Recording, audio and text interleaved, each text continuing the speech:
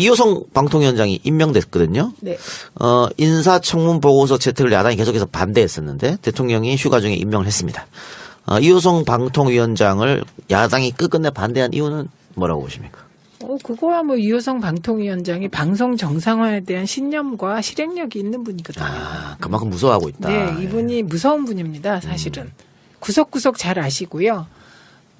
말씀드리자면 민원연에서 저희는 뭐 90년부터 지금까지 같이 일을 해왔기 때문에 예, 아주. 인사청문회 보셨어요, 혹시? 못 봤습니다. 못 봤죠. 그 누구죠? 그 새누리당의 조원진 의원. 예. 새누리당 맞죠? 예. 조원진 의원 말씀 들어보세요. 뭐 그날 인사청문회 보면 아주 가관도 아닙니다. 이게 뭐 제가 보니까 이 청문 보고서를 합리적으로 채택될 수 있는 분위기가 아니에요. 그분이 이미 막 입에 막 거품을 물고 막 이렇게 하시는데 막 그냥 면박도 무슨 정책 질의는 하나도 없습니다. 그냥 막 태극기 집회 때 왜 이거 조금 들 보도했냐부터 그거 어떻게 생각하냐 뭐 이런 정말 청문회의 국회의원의 수준과 자질을 의심하기에 물론 뭐 다 의심하고 있지만 그분에 대해서 근데 진짜 해도 너무한다. 그래서 제가 저분 때문이라도 이게 보고서가 채택이 안 되겠구나. 저렇게까지 하는 거 보면 저분은 꼭 돼야 되겠구나. 제가 이런 생각이 들었어요. 이호성 위원장은 참여정부 1기 때 방송위원회 부위원장 하셨어요. 그리고 제가 2기 때 부위원장 해서 정책적인 측면에서는 뭐 거의 저희들하고 생각이 똑같은 분입니다. 예.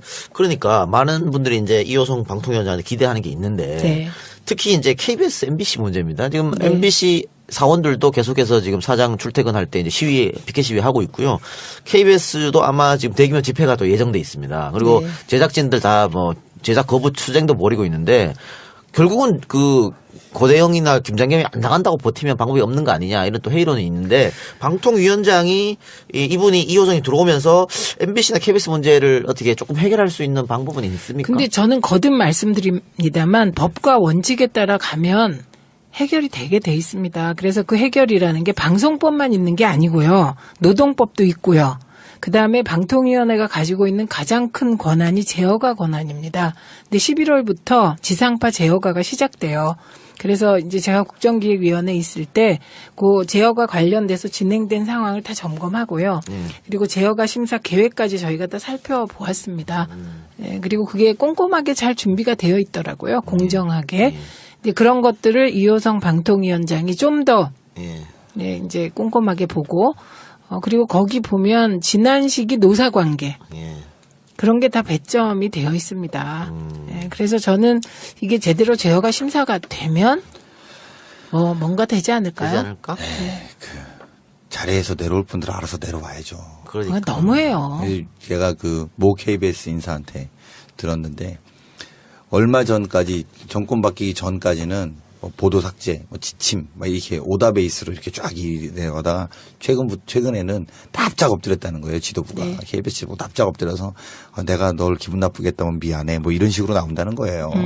그러니까 또 이게 쟁점과 충돌을 안 만들려고 몸을 납작 엎드리고 있는 형국인데 그렇게 해서 KBS 사장 또는 그런 자리를 지키려고 하지 말고 오히려 이거 내 것이 아니었고 내 자리가 아니었다라고 생각하고 자기 스스로가 내려놓는 것이 오히려 후배들한테나 좋은 문화를 만들어준다고 저는 생각합니다. 그런 염치가 있는 사람들이 벌써 문을 할 수가 없고 YTN 사장 임명 관련해서도 지금 얘기가 나오고 있습니다. 네. 특히 이제 노정면 기자가 빵점 맞았어요?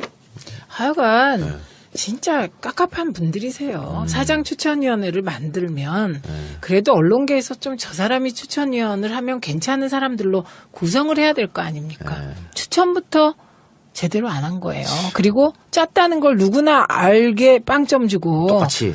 말이 됩니까?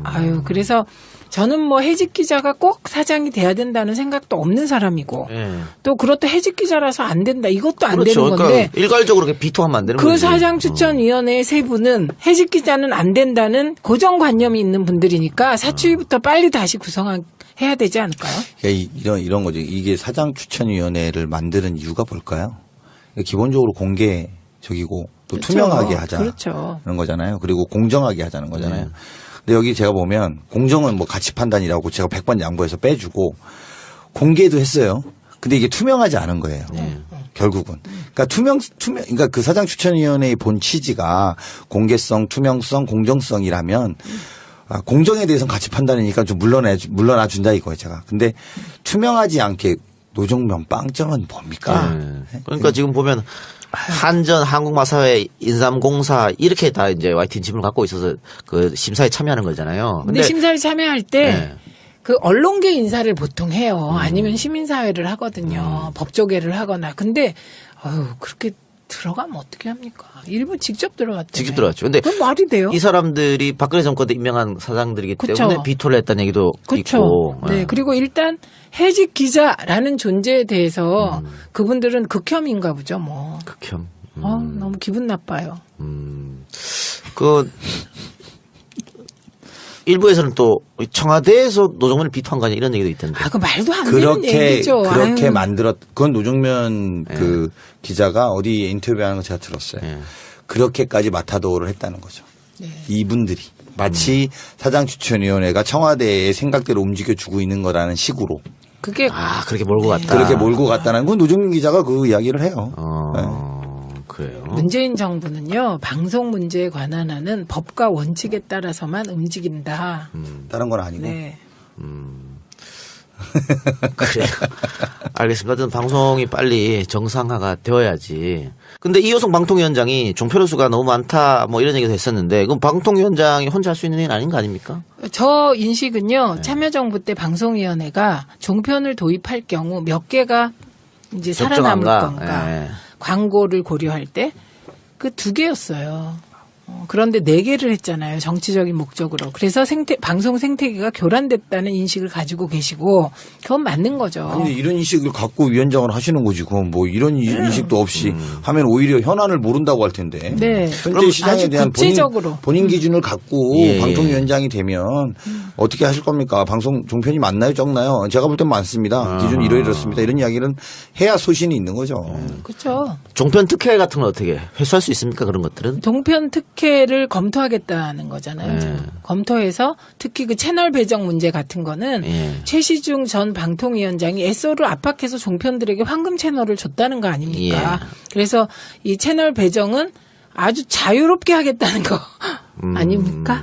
네. 아니면 저런 거였습니까? 뭐 중간광고 같은 거는 대표적 특혜잖아요. 종편에만 준. 그런데 이걸 그럼 지상파에도 같이 준다든가. 근데 이제 규제를 한번 풀어놓으면 풀어놓은 규제를 강화하는 건 쉽지 않죠. 그런데 뭐 지금 지상파가 제대로 돼야 뭐 수평적 규제 체제 논의하지 않겠습니까? 진짜 깝깝한 분들이세요. 사장 추천위원회를 만들면 그래도 언론계에서 좀 저 사람이 추천위원을 하면 괜찮은 사람들로 구성을 해야 될 거 아닙니까? 추천부터 제대로 안 한 거예요. 그리고 짰다는 걸 누구나 알게 빵점 주고 똑같이. 그게 말이 됩니까? 아유, 그래서 저는 뭐 해직 기자가 꼭 사장이 돼야 된다는 생각도 없는 사람이고 예. 또 그렇도 해직 기자라서 안 된다. 이것도 안 그렇죠. 되는 건데 그러니까 일괄적으로 이렇게 비토하면 안 되는 그 거지. 사장 추천위원회의 세 분은 해직 기자는 안 된다는 고정관념이 있는 분들이니까 사추위부터 빨리 다시 구성해야 되지 않을까요? 이런 거죠. 이게 사장 추천위원회를 만드는 이유가 뭘까요? 기본적으로 공개적이고 또 그렇죠. 투명하게 하자는 그렇죠. 거잖아요. 그리고 공정하게 하자는 거잖아요. 근데 여기 제가 보면 공정은 뭐 가치 판단이라고 제가 100번 양보해서 빼주고 공개도 했어요. 근데 이게 투명하지 않은 거예요. 결국은. 그러니까 그러니까 그 사장 추천위원회의 본 취지가 공개성, 투명성, 공정성이라면 공정에 대해서는 가치 판단이니까 좀 물러나 준다 이거예요, 제가. 근데 투명하지 않게 노정면 빵점은 뭡니까? 그러니까 지금 보면 한전, 한국마사회, 인삼공사 이렇게 다 이제 YTN 지분을 갖고 있어서 그 심사에 참여하는 거잖아요. 근데 심사에 참여할 때 네. 그 언론계 인사를 보통 해요. 아니면 시민사회를 하거든요. 법조계를 하거나. 근데 그렇게 들어가면 어떻게 합니까? 일부 직접 들어갔대요. 직접 들어갔죠. 근데 그건 말이 돼요? 이 사람들이 박근혜 정권 때 임명한 사장들이기 그쵸. 때문에 비토를 했다는 얘기도 그렇죠. 있고. 네. 그리고 일단 해직 기자라는 존재에 대해서 그분들은 극혐인가 보죠. 뭐. 극혐. 너무 기분 나빠요. 그 일부에서는 또 청와대에서 노정면을 비토한 거 아니야 이런 얘기도 있던데. 그 말도 안 되는 얘기죠. 그렇게 아유. 그건 노정면 그 기자가 어디 인터뷰하는 거 제가 들었어요. 그렇게까지 마타도를 했다는 거죠. 이분들이 마치 사장추천위원회가 청와대의 생각대로 움직여주고 있는 거라는 식으로. 그게 그렇게 몰고 갔다. 그렇게 몰고 갔다는 건 노정민 기자가 그 이야기를 해요. 그래요. 문재인 정부는요 방송 문제에 관한 한은 법과 원칙에 따라서만 움직인다. 다른 건 아니고. 네. 그래요. 알겠습니다. 하여튼 방송이 빨리 정상화가 되어야지. 근데 이호성 방통위원장이 종표로 수가 너무 많다 뭐 이런 얘기도 했었는데 그럼 방통위원장이 혼자 할 수 있는 일은 아닌 거 아닙니까? 되겠구나. 제가 근데 이런 뭐 생각이 들었어요. 이호성 위원장은 참여정부 1기 때 방송위원회 부위원장 하셨어요. 그리고 제가 2기 때 부위원장 해서 정책적인 측면에서는 뭐 거의 저희들하고 생각이 똑같은 분입니다. 예. 그러니까 많은 분들이 이제 이호성 방통위원장한테 기대하는 게 있는데 네. 특히 이제 KBS, MBC 문제입니다. 지금 MBC 사원들도 계속해서 지금 사장 출퇴근할 때 이제 피켓 시위 하고 있고요. KBS도 아마 지금 대규모 집회가 또 예정돼 있습니다. 그리고 네. 제작진들 다 뭐 제작 거부 투쟁도 벌이고 있는데 결국은 그 고대영이나 김장겸이 안 나간다고 버티면 방법이 없는 거 아니냐 이런 또 회의론이 있는데 방통위원장이 이분이 이호성이 들어오면서 MBC나 KBS 문제를 어떻게 조금 해결할 수 있는 방법은 있습니까? 근데 저는 거듭 말씀드립니다만 법과 원칙에 따라 가면 해결이 되게 돼 있습니다. 그래서 그 해결이라는 게 방송법만 있는 게 아니고요. 노동법도 있고요. 그다음에 방통위원회가 가지고 있는 가장 큰 권한이 제어가 권한입니다. 근데 11월부터 지상파 제어가가 시작돼요. 그래서 이제 제가 국정기획위원회에 있을 때 그 제어가 관련돼서 진행된 상황을 다 점검하고요. 그리고 제어가 심사 계획까지 저희가 다 살펴보았습니다. 네, 그리고 그게 꼼꼼하게 잘 준비가 되어 있더라고요. 공정하게. 근데 그런 것들을 이호성 방통위원장이 좀 더 네, 이제 꼼꼼하게 보고 그리고 거기 보면 지난 시기 노사관계 그런 게 다 배점이 되어 있습니다. 네, 그래서 저는 이게 제대로 제어가 심사가 되면 뭔가 되지 않을까요? 되지 않을까? 자리에서 내려올 분들은 알아서 내려와야죠. 그러니까. 그건 너무해요. 제가 그 모 KBS 인사한테 들었는데 얼마 전까지 정권 바뀌기 전까지는 뭐 보도 삭제, 뭐 지침, 막 이렇게 오다 베이스로 이렇게 쫙 내려가다가 최근에는 납작 엎드렸다는 거예요. 지도부가. 네. KBS 지도부 납작 엎드려서 내가 널 기분 나쁘게 했다면 미안해. 뭐 이런 식으로 나온다는 거예요. 그러니까 또 이게 쟁점과 충돌을 안 만들려고 몸을 납작 엎드리고 있는 형국인데 그렇게 해서 KBS 사장 뭐 또는 그런 자리를 지키려고 하지 말고 오히려 이거 내 것이 아니었고 내 자리가 아니었다라고 생각하고 자기 스스로가 내려놓는 것이 오히려 후배들한테나 좋은 문화를 만들어준다고 저는 생각합니다. 그런 염치가 있는 사람들이 벌써 오늘 생각했고 YTN 사장 임명 관련해서도 지금 얘기가 나오고 있습니다. 네. 특히 이제 노정면 기자가 빵점 맞았어요? 하여간 이호성 방통위원장이 임명됐거든요. 네. 인사청문 보고서 채택을 야당이 계속해서 반대했었는데 대통령이 휴가 중에 임명을 했습니다. 이호성 방통위원장을 야당이 끝끝내 반대한 이유는 뭐라고 보십니까? 그거야 뭐 이호성 방통위원장이 방송 정상화에 대한 신념과 실행력이 있는 분이거든요. 그만큼 무서워하고 있다. 네, 이분이 무서운 분입니다, 사실은. 구석구석 잘 아시고요. 말씀드리자면 민원연에서 저희는 뭐 90년부터 지금까지 같이 일을 해왔기 때문에 아주 인사청문회 보셨어요 혹시? 못 봤습니다. 못 봤죠. 그 누구죠? 그 새누리당의 조원진 의원. 새누리당 맞죠?